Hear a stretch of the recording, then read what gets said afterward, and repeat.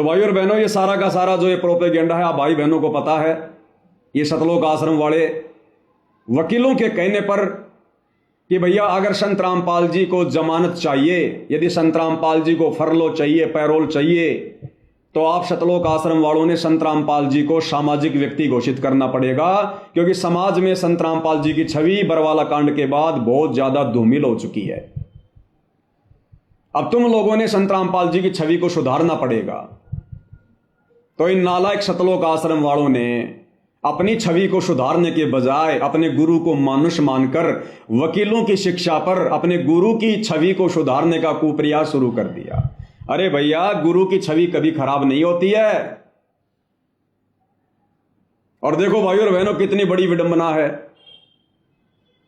इन्हीं लोगों ने, सतलोक आश्रम वालों ने, संत रामपाल जी के परिवार वालों ने, सतलोक आश्रम कमेटी वालों ने 2014 बरवाला कांड के समय अपनी मनमानियां करके संत रामपाल जी को देश और दुनिया में मुफ्त में बदनाम करवाया। मुफ्त में उनको बदनाम करवाया।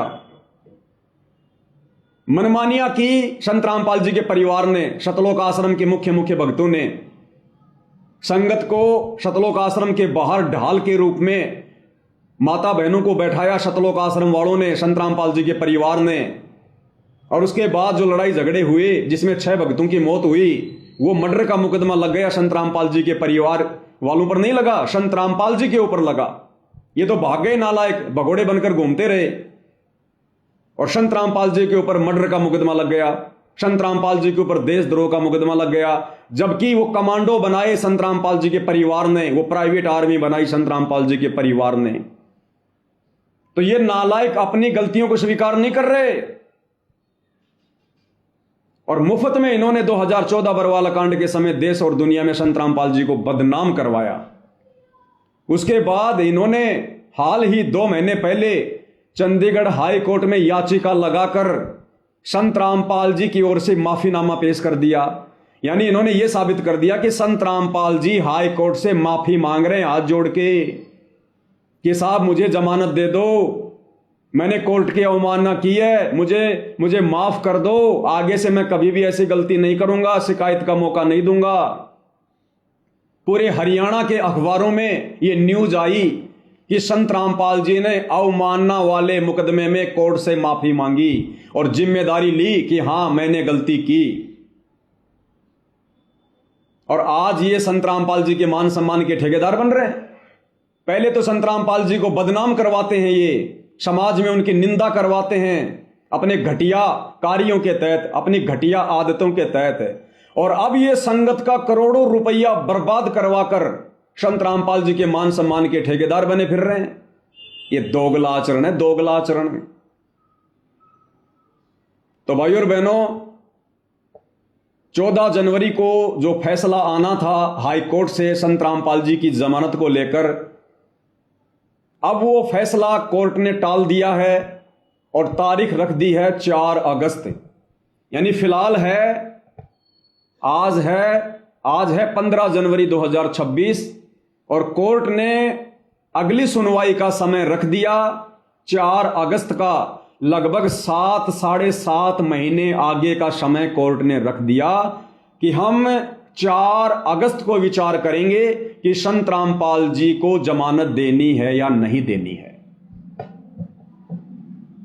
और भाइयों और बहनों, जैसे इन लोगों को इस बात का पता चला कल शाम को, दोपहर को, कि कोर्ट ने समय आगे बढ़ा दिया 4 अगस्त का, और दूसरी तरफ ये सतलोक आश्रम वाले रोहतक के लाडोत में संत रामपाल जी के मान सम्मान में जो कार्यक्रम आयोजित करवाने वाले थे 18 जनवरी को, इन्होंने तुरंत उस कार्यक्रम को बैन कर दिया, बंद कर दिया और संगत में एक मैसेज डलवा दिया कि 18 जनवरी को रोहतक के लाडोत में संत रामपाल जी के मान सम्मान में जो कार्यक्रम होने जा रहा था, संत रामपाल जी के आदेश से उसको स्थगित कर दिया गया है। और रीजन क्या बताया कि सतलोक आश्रम में 27, 28, 29 जनवरी 2026 को 3 दिन का भंडारा है, उसके बाद में देखेंगे आगे। ऐसा कुछ भी नहीं है भाई और बहनों, ना संत रामपाल जी का पहले कोई आदेश था, ना संतरामपाल जी का कल कोई आदेश आया। ये सारा का सारा मनमाना खेल इन सतलोक आश्रम वालों का है। क्योंकि भाइयों और बहनों, जिस कार्य के लिए संतरामपाल जी की जमानत के लिए उनको मानुष मानकर ये लोग सारे मान सम्मान के कार्यक्रम आयोजित करवा रहे थे, जब कल इन्होंने देखा कि भैया हाई कोर्ट ने तो 7 महीने आगे का समय रख दिया, फिर क्या फायदा करोड़ों रुपया बर्बाद करने का। तो आनन फानन में इन्होंने संतरामपाल जी का नाम लेकर और 18 जनवरी 2026 को लाडोत रोहतक में जो कार्यक्रम होने जा रहा था उसको कैंसिल कर दिया। ये इनका मनमाना खेल, मनमाना आचरण और ये नादान संगत, जैसा इनको कह दिया जाता है सतलोक आश्रम के द्वारा वैसा ही मान लेती है। तो भाइयों और बहनों, ये सारा का सारा जो ये प्रपंच है, जो खेल है, ये भक्तों की नादानी के चलते हो रहा है, केवल नादानी के चलते।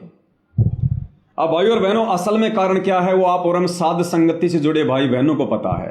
क्योंकि जो अपने सतगुरु को जानेगा वो फिर सतगुरु के विचारों को भी जान जाएगा, सतगुरु की मनसा को भी जान जाएगा। सतगुरु फिर अपना आशीर्वाद देता है, उन आत्माओं को सत प्रेरणा करता है। अब भाइयों और बहनों, जानबूझकर ये परम शक्ति सतगुरु रामपाल जी अपनी जमानत नहीं करवा रहे हैं। अन्यथा कौन सी बड़ी बात है भाइयों और बहनों, राम रहीम जिनके ऊपर मर्डर का मुकदमा साबित हो चुका है, सजा हो चुकी है, वो बंदा हर दूसरे तीसरे महीने 40-40 दिन की पैरोल पर आ जाता है, 40-40 दिन की पैरोल पर। तो संत रामपाल जी ने तो ऐसा कुछ किया भी नहीं। राम रहीम को पकड़ने के लिए तो तकरीबन 40 लोगों की मौत हुई थी, 40 लोगों की। और संत रामपाल जी के आश्रम के बाहर संत रामपाल जी के नालायक बेटा बेटी भाई बंधु रिश्तेदारों की नालायकी के कारण केवल 6 भक्तों की मौत हुई थी। और फिर भी संत रामपाल जी को पिछले 11 वर्षों से जमानत नहीं मिल रही। ऐसा नहीं है, संत रामपाल जी जमानत ले नहीं रहे। क्या करेंगे बाहर आकर? क्या करेंगे बाहर आकर? किन मूर्खों के बीच में आएंगे? जितना मूर्ख संत रामपाल जी अपने परिवार को, अपनी संगत को छोड़कर गए थे बरवाला कांड के समय हिसार जेल में, उससे भी कहीं ज्यादा मूर्खता ये संगत वर्तमान में दिखा रही है, उनका परिवार वर्तमान में दिखा रहा है। तो क्या करेंगे संत रामपाल जी जमानत पर बाहर आकर, जब भगत समाज में कोई सुधराव ही नहीं आया, किसी प्रकार का कोई सुधार ही नहीं देख रहे संत रामपाल जी भगत समाज में। पहले से कहीं ज्यादा नरक की तरफ जा रहा भगत समाज, बिगड़ता जा रहा है। तो क्या करेंगे संत रामपाल जी बाहर आकर मूर्खों के बीच में? अगर आ गए तो फिर से कोई नया कांड करवाकर, कोई धनाना कांड करवाकर फिर से तुम लोग उनको जेल की हवा खाने के लिए उनको भेज दोगे। क्योंकि परम संत है भैया, लीला तो आम व्यक्ति की करेगा, जबरदस्ती तो नहीं करेगा। काल के साथ एग्रीमेंट है, सृष्टि रचना में आप और हम सबको अच्छे से पता है। तो जानबूझकर संत रामपाल जी जमानत पर नहीं आ रहे। अन्यथा इस कबीर परमेश्वर सतगुरु रामपाल जी के हाथ में पूरी सृष्टि का रिमोट है। ये बातें आज हम चंद लोगों को पता है, 2028 के बाद पूरी दुनिया को पता चलेगा। दूसरी बात, अगर संत रामपाल जी जमानत पर बाहर आते हैं तो भाइयों और बहनों वो कुछ शर्तों के साथ में आएंगे। और सबसे पहली शर्त क्या है वो आप और हम पहले देख ही चुके हैं हाई कोर्ट के उस जजमेंट में। अगर संत रामपाल जी को जमानत मिलती है, पैरोल मिलती है, तो संत रामपाल जी किसी भी प्रकार का कोई भी धार्मिक कार्यक्रम आयोजित नहीं कर सकते। यानी संत रामपाल जी सत्संग नहीं कर सकते, अपने भक्तों को किसी भी सतलोक आश्रम में बुलाकर सत्संग नहीं कर सकते, प्रवचन नहीं सुना सकते। ये सबसे पहली शर्त है। 20-25 आदमियों से ज्यादा की भीड़ संत रामपाल जी कहीं भी इकट्ठा नहीं कर सकते। किसी भी कार्यक्रम में संत रामपाल जी नहीं जा सकते। ये नियम है, ये शर्तें हैं यदि वो जमानत पर बाहर आते हैं तो। अब मान लीजिए संत रामपाल जी जमानत पर बाहर आ जाते हैं। बाहर आने के बाद वो क्या करेंगे? किसी एक आश्रम में जाकर चुपचाप बैठ जाएंगे। नियम और शर्तों के अनुसार संगत को वो बुला नहीं सकते, भीड़ इकट्ठा वो कर नहीं सकते, प्रवचन वो कर नहीं सकते, सत्संग वो फरमा नहीं सकते। फिर क्या होगा? फिर सारा का सारा जो ये कार्यक्रम है ये कौन संभालेगा? ये सतलोक आश्रम वाले संभालेंगे, उनके बेटा बेटी भाई बंधु रिश्तेदार संभालेंगे। और सारा का सारा जो षड्यंत्र है ये फिर इनके माध्यम से चलेगा। संगत को यही लोग आदेश देंगे और बात बात पर कह देंगे भाई गुरु जी का ये आदेश है, संगत ने किसी भी आश्रम में नहीं आना भाई, संगत अपने अपने घर पर बैठी रहे, घर से ही संगत दान धर्म ऑनलाइन गूगल पे से फोन पे से करती रहे भाई, गुरु जी का ये आदेश है, गुरु जी का वो आदेश है। तो ये भगत समाज जो पहले से जो बिगड़ा हुआ है, सतलोक आश्रम में जाने वाला भगत समाज जिसको ज्ञान आधार नहीं है, जो वर्तमान में भी संत रामपाल जी के परिवार के झूठे आदेशों को संत रामपाल जी का आदेश मानकर अपनी मर्यादा खंडित कर रहा है। संत रामपाल जी यदि जमानत पर बाहर आ जाते हैं तो संत रामपाल जी तो कुछ कहेंगे नहीं, हैंडल यही लोग करेंगे, फिर इनकी मनमानियां और ज्यादा बढ़ जाएंगी, संगत और ज्यादा काल के जाल में चली जाएगी कि भैया फिर तो सारा काम सही हो रहा है, फिर तो सब कुछ गुरु जी के आदेश से हो रहा है, फिर तो नामदान सेंटर भी गुरु जी के आदेश से खुले हुए हैं, आश्रम भी गुरु जी के आदेश से खुले हुए हैं, क्योंकि गुरु जी का परिवार ये कोऑर्डिनेटर हमारे को सारा सब कुछ दिशा निर्देश दे रहे हैं। तो संत रामपाल जी को इस बात का अच्छे से पता है कि ये संगत अपनी ऐसी तैसी करवा लेगी, इसलिए संत रामपाल जी वर्तमान में जज को प्रेरणा करके अपनी जमानत नहीं करवा रहे, क्योंकि संत रामपाल जी तो संगत को झटका देने के लिए, ज्ञान आधार से संगत की आंखें खोलने के लिए अंदर गए हैं। ये परीक्षा का समय चल रहा है, तो भैया संत रामपाल जी बिल्कुल भी बाहर नहीं आने वाले। कब तक? जब तक उनका परिवार, उनके बेटा बेटी भाई बंधु रिश्तेदार बरवाला कांड में किए गए अपने कुकर्मों की सार्वजनिक माफी संगत से नहीं मांग लेगा, और जब तक ये नादान संगत जो वर्तमान में ज्ञान को आधार ना बनाकर इन सतलोक आश्रमों में जाकर इनको पात्रों को ज्योति पाठ और दान का पैसा देकर और हर प्रकार से इनको आर्थिक और शारीरिक सहयोग देकर परमात्मा का दोषी बन रही है, अपनी मर्यादाएं खंडित करवा रही है, जब तक ये नादान संगत खून के आंसू ना रोले, यानी जब तक संगत को अपनी गलतियों का पश्चाताप ना हो जाए कि भाई हमने तो इन आश्रम वालों के पीछे लगकर बरवाला कांड के बाद केवल अपनी मर्यादा तोड़वाई है, गुरु को ही दुखी किया है, और क्या पता अब गुरु हमें माफ करे या ना करे, हमारा तो जन्म बर्बाद हो गया।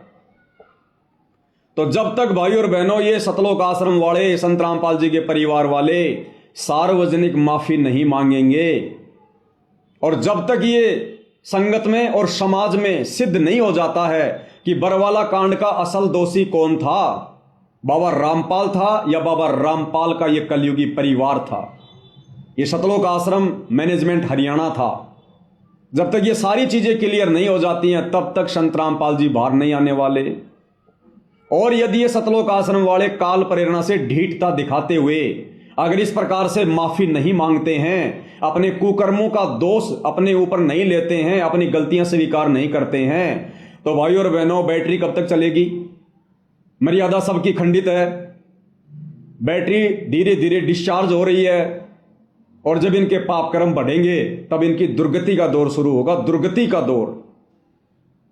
उस समय सौते ही देश और दुनिया के सामने जाहिर हो जाएगा कि हां, बरवाला कांड में सबसे बड़ा दोषी कौन था, किन लोगों के दोष की सजा, किन लोगों के कुकर्मों की सजा निर्दोष संत रामपाल जी पिछले 11 वर्षों से हिसार जेल में बैठकर भुगत रहे हैं।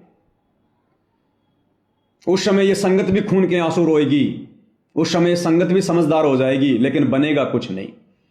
अरे समझदारी दिखानी है तो वर्तमान में दिखाओ, ये है समय समझदारी दिखाने का।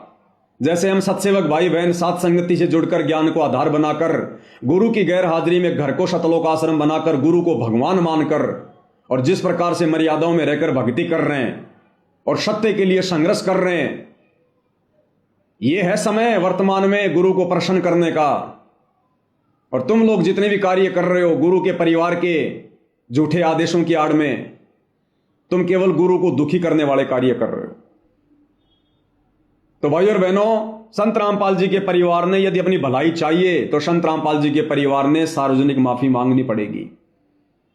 देखो गुरुदेव भगवान ने हमें सत्संग में क्या बताया, कबीर सागर का सरलार्थ ग्रंथ जो संत रामपाल जी ने अपने कर कमल से लिखा है, उसमें संत रामपाल जी ने सदना कसाई की कथा बताई है। सदना कसाई की, सदना कसाई के हाथ काट दिए गए थे, बेचारा जगन्नाथ के मंदिर में जा रहा था अपने गुरु से मिलने के लिए, क्योंकि कबीर परमात्मा ने कह दिया था कि बात अगर तेरे समझ में आ जाए तो मैं जगन्नाथपुरी में रहता हूं, वहां जाना, दीक्षा ले लेना, भक्ति करना। तो जब सदना कसाई के दोनों हाथ काट दिए गए, बेचारा अपना इलाज करवा के जैसे तैसे कपड़ा वगैरह बांध के जा रहा था, रात्रि हो गई थी। रात्रि में एक गांव में रुक गया। एक नंबरदार था, नंबरदार गांव का सरपंच, उसके घर पर रुक गया और कहा भाई मेरे को रात काटनी है, सुबह मैं आगे निकल जाऊंगा। तो नंबरदार ने सदना कसाई को अपने घर में जगह दे दी, खाना खिलाया, सुला दिया। नंबरदार की जो पत्नी थी वो कुचरित्र की थी, बदचलन थी। रात्रि में उसकी नीयत खराब हो गई उस नंबरदारनी की, और सदना के पास में गई कुकर्म करने के लिए। सदना बेचारा पहले से दुखी था, आंखों में आंसू भरकर बोला माई मुझे बख्श दे, मुझे दुखी ना कर, मैं सुबह चुपचाप यहां से निकल जाऊंगा। अब वो औरत अपनी बेइज्जती मान गई और उसने झूठा इल्जाम चिल्ला चिल्ला कर सदना के ऊपर लगा दिया कि ये मेरी इज्जत लूटना चाहता था, मेरी इज्जत लूटना चाहता था। गांव वालों ने सदना कसाई को गांव की चौपाल के बीच में खड़ा कर दिया, नंबरदार भी वहीं। और सब लोगों ने विचार किया कि भाई आजकल तो राह चलते व्यक्ति को रात्रि विश्राम के लिए जगह देने का भी समय नहीं रहा, क्या किया जाए इस आदमी के साथ में। तो सभी लोगों ने विचार विमर्श किया कि भैया जिसकी औरत को छेड़ा गया वो ही सजा देगा। तो नंबरदार ने कहा कि इसको जिंदा दीवार में चिना दो, मीनार में चिनवा दो।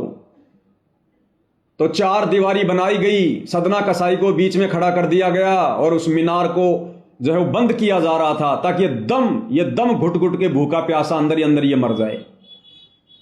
उधर से सदना कसाई की आंखों में आंसू की धारा बह चली और सदना कसाई अपने गुरुदेव से मन ही मन में आत्मा से पुकार करने लगा कि हे परमात्मा, मैं हूं तो इतना निकम्मा और इतना नालायक, इतना नीच, ये सजा मेरे लिए बहुत थोड़ी है, लेकिन परमात्मा आज मैं तेरे नाम पर निकला हूं, आज मैं तेरे नाम पर निकला हूं।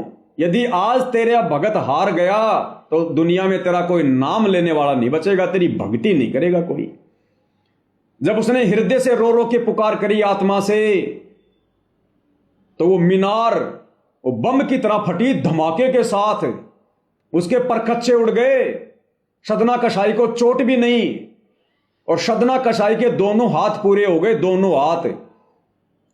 और जब वो मीनार फटी तो 2 ईंट उछलकर नंबरदार की जो पत्नी थी जिसने झूठा इल्जाम लगाया था उसके स्तनों के ऊपर जा गिरी। उसके स्तनों के ऊपर 2 ईंट जाकर गिरी और उसके दोनों जो थे स्तन वो कटकर नीचे गिर गए। वो दर्द से रोने लगी, चिल्लाने लगी। लोगों ने देखा भाई ये तो बड़ा जुल्म हो गया, भाई ये आदमी तो बिल्कुल सही था, गलती नंबरदार की पत्नी की है। अब भाई और बहनों लास्ट में गुरुदेव ने क्या लिखा फिर आगे, उस नंबरदारनी की पीड़ा समाप्त नहीं हो रही थी, दर्द समाप्त नहीं हो रहा था, इलाज करवा लिया, रो रही चिल्ला रही। अंत में परमात्मा ने आकाशवाणी की कि हे नालायक, जब तक तू अपनी गलती सार्वजनिक तौर पर तू जब तक अपनी गलती को स्वीकार नहीं करेगी, तूने जो गलती करी है, भगत पर जो इल्जाम लगाया है, जब तक तू सबके सामने सार्वजनिक तौर पर माफी नहीं मांगेगी तेरी पीड़ा समाप्त नहीं होगी। अब मरती क्या ना करती, उसने सबके सामने अपनी गलती स्वीकार की कि गांव वालों मेरी गलती थी, मेरे मन में दोष आ गया था, मैंने इसको छेड़ना चाहा था और इसने तो हाथ जोड़ लिए थे और फिर मैंने अपनी बेइज्जती मानकर इसके ऊपर झूठा इल्जाम लगाया, मैं दोषी हूं। तब परमात्मा कहते उस नंबरदारनी की पीड़ा समाप्त हुई। ठीक इसी प्रकार भाई और बहनों ये सतलोक आश्रम मैनेजमेंट हरियाणा संत रामपाल जी का कलयुगी परिवार, उनके बेटा बेटी भाई बंधु रिश्तेदार, सतलोक आश्रम कमेटी, बड़े बड़े कोऑर्डिनेटर, आश्रम संचालक, भैया कितने ही अपने दोष छुपा लो, कितने अपने कुकर्म छुपा लो, आने वाले समय में तुम लोगों ने अगर अपनी दुर्गति करवाने से बचना है तो तुम लोगों ने बरवाला कांड में की गई अपनी उन गलतियों की सार्वजनिक माफी मांगनी पड़ेगी। ये नोट कर लेना तुम, ये परमात्मा का विधान बता रहा हूं तुम्हें, परमात्मा का विधान, सार्वजनिक माफी मांगनी पड़ेगी। लेकिन तुम लोग वर्तमान में क्या कर रहे हो, और गलतियों पे गलतियां कर रहे हो, और गलतियों पे गलतियां। भाई तुम्हारी दुर्गति के दिन बहुत नजदीक है। एक तरफ तो तुमने बरवाला कांड के माध्यम से अपने गुरु को दुखी किया, 11 साल से जेल में बैठने के लिए मजबूर किया, ऊपर से जब उनके भगत तुम लोगों को समझा रहे हैं, तुम लोगों को चेता रहे हैं कि और ज्यादा पाप क्रम मत बिगाड़ो, दुर्गति और ज्यादा मत बढ़ाओ, पहले से तुमने बहुत ज्यादा मोल ले ली है, तो तुम उनके भक्तों के ऊपर भी मुकदमे कर रहे हो, झूठे आरोप लगा रहे हो, मार पिटाई कर रहे हो, इल्जाम लगा रहे हो, नित नए नए षड्यंत्र रच रहे हो। दाढ़ नहीं गलेगी तुम्हारी। कलयुग की बिचली पीढ़ी है, परमात्मा खुद धरती पे प्रकट है। और गुरुदेव भगवान ने कह दिया है कि बच्चों अगर तुम मेरी मर्यादा में रहोगे, मेरे वचन पर चलोगे, यह काल भी तुम्हारा कुछ नहीं बिगाड़ सकता। फिर ये काल के छोटे मोटे जीव, भला इनकी क्या औकात, इन सतलोक आश्रम वालों की, ये चाहे 50 मुकदमे क्यों ना कर दें। आज से पहले क्या बिगाड़ लिया और आगे क्या बिगाड़ लेंगे, यदि हम मर्यादा में रहेंगे, गुरु पर विश्वास यदि हम रखेंगे तो भाइयों और बहनों, इन षड्यंत्रकारियों से डरने और घबराने की जरूरत नहीं है। आप और हमने अपनी सेवा को इसी प्रकार से सावधानी बरत कर, क्योंकि ये मार्ग आमने सामने की लड़ाई का नहीं है, जबरदस्ती की सूरवीरता दिखाने का नहीं है। परमात्मा ने हमारे को भक्ति के साथ साथ में बुद्धि भी दी है। हमने अपना भी बचाव करना है, अपनी मर्यादाओं का भी बचाव करना है, और परमात्मा की भी किसी प्रकार से कोई बदनामी ना हो आमने सामने की लड़ाई में, हमने उसका भी ध्यान रखना है। इन नालायक सतलोक आश्रम वालों की तरह हमने बरवाला कांड जैसी किसी घटना को जन्म देकर परमात्मा के मिशन को नरक में नहीं लेके जाना, अपने गुरुदेव को और ज्यादा दुनिया में निंदा का पात्र नहीं बनाना। आप और हम सत्सेवक भाई बहनों ने बहुत ही सोच समझ के एक एक कदम आगे बढ़ाना है। तो आप और हमने अपनी सेवाओं को इसी प्रकार से निरंतर बनाए रखना है, और तन मन धन से भाई और बहनों सेवा में जुट जाओ, तन मन धन से। आगे कुछ नहीं बनेगा, यही वो समय वास्तव में सेवा करने का। आगे कोई भी सेवा हिस्से में नहीं आने वाली है, कोई भी सेवा। जय गुरुदेव ने अपनी भविष्यवाणी में कहा था ना कि महाभारत के बाद एक महाभारत और होगा। तो एक महाभारत तो हुआ था द्वापर युग के अंत में, और जो दूसरा महाभारत है वो ये हो रहा है वर्तमान में संत रामपाल जी के पंथ में। ये महाभारत साध संगति और सतलोक आश्रम मैनेजमेंट के बीच में ज्ञान और अज्ञान को लेकर जो लड़ाई छिड़ी हुई है, ये है वो असली महाभारत दूसरे नंबर का। और इस महाभारत में तन मन धन से जो जैसी भूमिका निभाएगा वैसा ही अपना वो परिणाम पाएगा। तो ये पीछे हटने का समय नहीं भाई और बहनों, पीछे हटने का समय नहीं है। मालिक कहते हैं छाती से छाती मिले, मिले नैन से नैन। कि जो सूरवीर होते हैं वो पीछे कदम नहीं हटाते। सिंह सूरमा ये कभी भी पीछे कदम नहीं हटाते, हमेशा आगे को बढ़ते हैं, आगे को। तो सभी सत्सेवक भाई बहन तन मन धन से सेवा में जुड़ जाओ, बार बार दास को कहने की आवश्यकता ना पड़े भाई। और बाकी जो भगत भाई बहन हैं, देखो सोशल मीडिया का जमाना है भाई और बहनों। इस सोशल मीडिया के माध्यम से ही ये सच्चाई आम भगत समाज तक जा रही है। और ये सोशल मीडिया सतगुरु रामपाल जी ने केवल इसीलिए दी है ताकि हम ये सच्चाई जन जन तक पहुंचाएं, भगत समाज तक पहुंचाएं, बरवाला कांड के दोषियों का पर्दाफाश करें। अगर सोशल मीडिया ना होती, आज हम सत्सेवक भाई बहन इकट्ठे ना होते, आज हम मर्यादाओं में रहकर भक्ति ना कर रहे होते, आज हम नहीं जागते, हम भी मैनेजमेंट के चरणों में पड़े होते जैसे बाकी संगत पड़ी हुई है। तो सोशल मीडिया परमात्मा ने दी है, बहुत बड़ी पावर है, हमने सोशल मीडिया पर ही एक्टिव रहना है। तो आप जितने भी सत्सेवक भाई बहन हैं, सबके हाथ में बड़े बड़े मोबाइल हैं। साध संगति के जो वीडियो बन रहे हैं, इन वीडियो को डाउनलोड करके, और जो मुख्य मुख्य पॉइंट होते हैं 5 मिनट का, कोई 10 मिनट का, कोई 4 मिनट का, मुख्य मुख्य पॉइंटों की जो है वो कटिंग करो। छोटे छोटे वीडियो बनाओ, कोई 2 मिनट का, 4 मिनट का, 5 मिनट का। जैसे दास अभी लाइव आ रहा है, लाइव समाप्त होने के बाद इस वीडियो को डाउनलोड करो और मुख्य मुख्य पॉइंट देखो इस वीडियो में कहां कहां है। 10-15 छोटे छोटे वीडियो बनाओ, 5-5 मिनट के, 10-10 मिनट के, और थंबनेल बनाओ बढ़िया से, उसके ऊपर वो थंबनेल लगाओ और यूट्यूब पर डालो, फेसबुक पे डालो, इंस्टाग्राम पे डालो, व्हाट्सएप पे डालो। इससे बड़ी सेवा नहीं है वर्तमान में।